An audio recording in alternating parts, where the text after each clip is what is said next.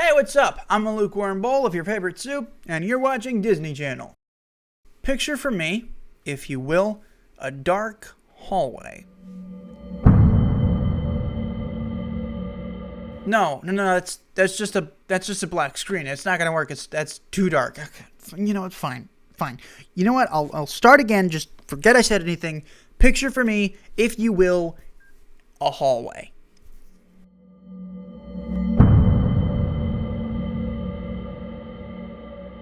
It is a dingy, rotting, dim corridor in the very heart of a medical facility.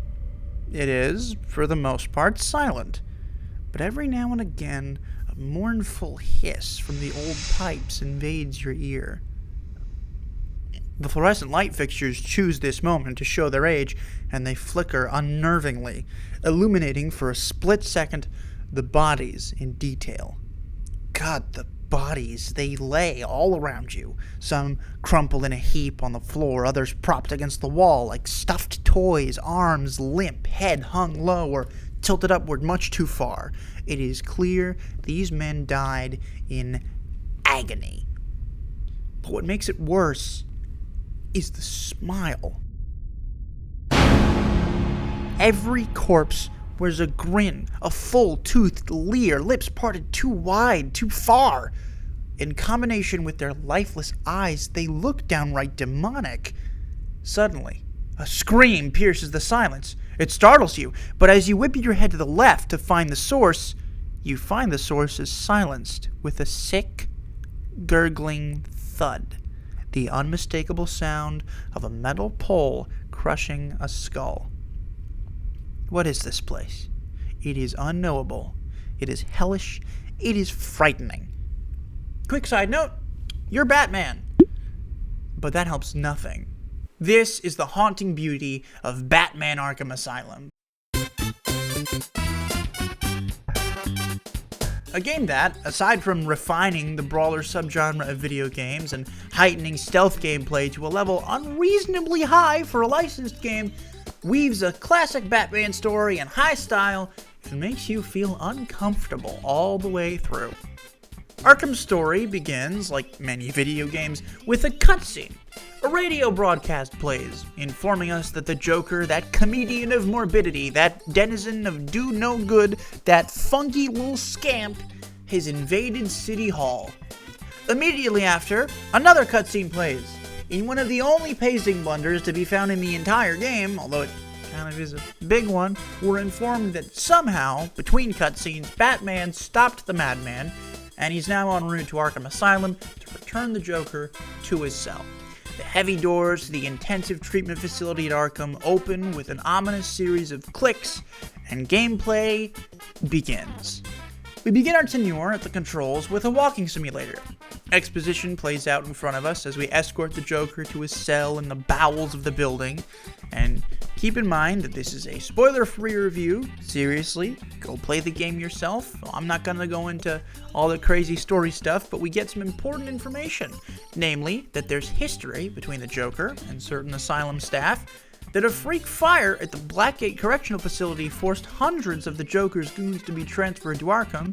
That's weird, right? And that Killer Croc is terrifying. I mean, look at that mug. Blech. Blech. Blech. Joker arrives at his cell, and because Batman's presence may unsettle the more violent inmates, we are forced to stay behind as the staff escort Joker the last few feet to his cell. In the most expected turn of events to ever occur, the Joker escapes custody. But he doesn't try to break out of Arkham. No. It's revealed that Harley Quinn has control of the security system, and Joker then gleefully announces his intent. I set a trap, and you sprang it gloriously! Thus, we begin gameplay in earnest. The gameplay of Batman Arkham relies on two main styles of play with a few scripted divergencies. The first style is a beat-em-up brawler game. Batman is locked down in a room with a group of thugs or monsters or Bane, but only twice, and he must fight his way out. On an Xbox Series S style controller, X controls melee and Y controls countering. The game is a combo-based fighter, a test of skill wherein the goal is to hit enemies in such a way that you avoid getting hit and simultaneously keep a combo going. The controls are very tight, and the added combo gameplay ensures there's precious little button mashing, which keeps fights feeling fresh every time. The second style of gameplay is a stealth game, but done in a uniquely Batman way. You're locked in a room, again, but this time, the henchmen have guns. No problem, we're Batman. A few bullets never hurt Batman. Oh, he's dead. Getting gunned down, shockingly, kills you, so we adapt a new strategy. We stalk the shadows, isolating enemies and brutally ambushing them. In an absolutely fantastic added detail that in my mind just makes the game so much better, the enemy AI is programmed to become terrified and erratic the more their numbers thin. At the start of a stealth section, they parade around with their firearms, saying things like, "Batman's as good as dead." Yes, nameless thug, I'm sure you're right, but surprise, you were wrong and now you're unconscious. Upon discovering the comatose form of their dearly departed colleague, nameless thugs 3, 4, 5, and 7 begin to demand that Batman show himself. They peer around corners, visibly shaken. Things continue to deteriorate the more you eliminate them. And I find this edition contributes greatly to the immersion. Thank God, we at last get to the part that I've been the most excited to rant about, the atmosphere. This game excels at delivering a sense of dread. That's maybe not what you were expecting me to say. After all, this is the game about sneaky Ratman fighting a stand-up comedian on a menagerie of drugs. Shouldn't it feel goofy or superhero-y? Cool, perhaps? Badass, even?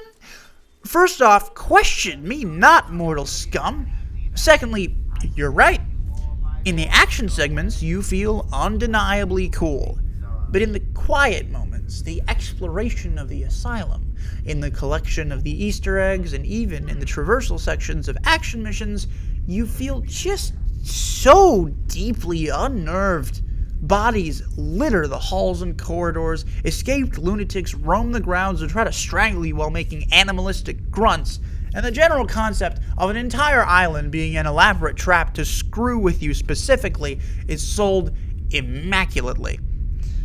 But that's not what I find most fascinating. No, the scariest enemy is not Joker, is Scarecrow, or even Killer Croc. It's the Asylum. There's something wrong with it, and it goes well beyond the Joker's plans. Through the whole game, the Asylum as a whole feels evil, unsafe. There's an undeniable darkness to the whole ordeal. It's not the kind of darkness that's helped by ample lighting, no. This darkness permeates the very soul of Arkham, infecting it. A low droning haunts you everywhere you go in game, and through certain Easter eggs it is heavily implied that the Asylum is haunted by its namesake, one Amadeus Arkham. It's disconcerting, and I love it for that. In conclusion, whether you're looking to be entertained by a rip-roaring beat-em-up, enthralled by the strategy of taking out enemy forces one by one and turning the tables, spellbound by the unholy corridors of a viable madhouse, riveted to the spot by a classic Batman story with all the trappings therein, or all of the above, Batman Arkham Asylum is an experience you'd be remiss to miss. See what I did there? I made the last few words of the essay rhyme, so it stuck with your head. Almost too easy. Oh, yeah, 9.5 out of 10. Only reason I'm not giving it a 10 out of 10 is because, it's made by humans, so it can't be perfect. No one's perfect. We all die one day. Even you.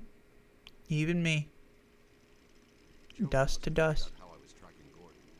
On that very light note, thank you for watching. This took a while.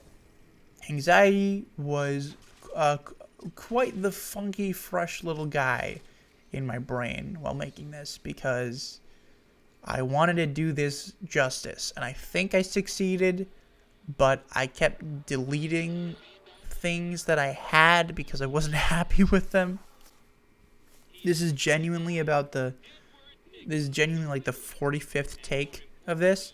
I'm not doing any more. That was the last one. I don't care anymore. I've done almost 50 takes of this. I probably have done 50. Subscribe today, or else I'll dox you, because I know where you live. Okay, that's all. Goodbye.